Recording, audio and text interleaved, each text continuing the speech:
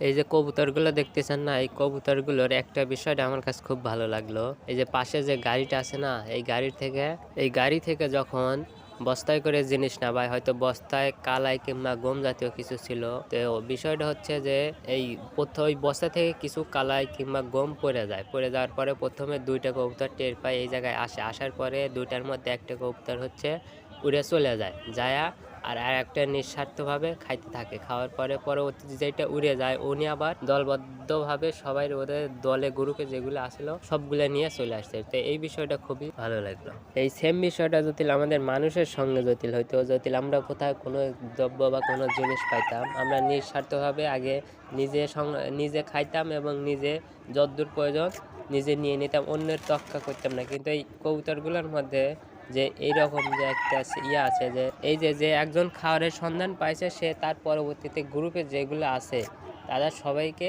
একসঙ্গে নিয়েছে।